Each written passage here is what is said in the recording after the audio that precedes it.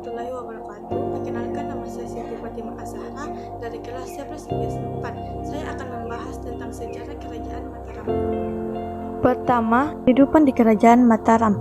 Kerajaan Mataram menjadi salah satu kesultanan Islam yang berkembang pesat di tanah Jawa. Ada berbagai cara yang dilakukan penguasa kala itu demi menjadikan Kerajaan Mataram sebagai pusat agama Islam, misalnya mendirikan rumah ibadah. Kedua, masa kejayaan Kerajaan Mataram. Masa kejayaan berhasil didapatkan saat Sultan Agung Hanyoroksumo menjabat menjadi raja. Ia diketahui berhasil menyatukan Pulau Jawa dengan mendukungkan raja-raja lainnya. Adapun wilayah kekuasaannya meliputi Jawa Tengah, Jawa Timur, dan sebagian Jawa Barat. Sayangnya, masa kejayaan itu harus berpikir karena ia diketahui wafat saat menyerang Foch di Batavia pada tahun 1628 hingga 1629 Masehi. Raja-raja Kerajaan Mataram. Raja pertama sekaligus pendiri Kerajaan Mataram adalah Sutawijaya atau dikenal juga dengan nama Penambahan Senopati. Kala ia menjabat, ia sering melakukan ekspansi ke beberapa daerah untuk mengembangkan wilayah.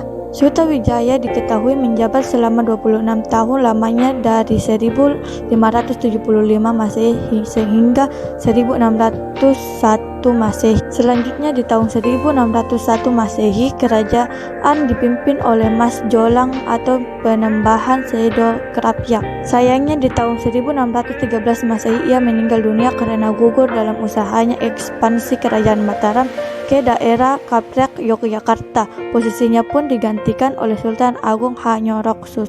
Raja Sultan Agung Hanyoroksumo menjadi raja terbesar dari semua pemimpin Kerajaan Mataram. Namun di tahun 1645 Masehi ia meninggal dunia karena usahanya merebut Batavia. Selanjutnya kepemimpinan dipegang oleh Amangkurat I yang tidak lain anak dari Sultan Agung Hanyoroksumo. Ia memerintah Kerajaan Mataram mulai tahun 1645 hingga 1677 Masehi. Terakhir, kepemimpinan dilanjutkan oleh Angkurat II hingga akhirnya Kerajaan Mataram mengalami keruntuhan. 4. Keruntuhan. Runtuhnya Kerajaan Mataram Islam dikarenakan hubungan dengan para kolonial Belanda atau Foch yang tidak baik. Diketahui Belanda mulai menguasai sebagian besar wilayah Kerajaan Mataram saat Raja Amangkurat II pemimpin. Hal ini pun membuat rakyat menderita karena kebijakan-kebijakan yang dibuat oleh Belanda.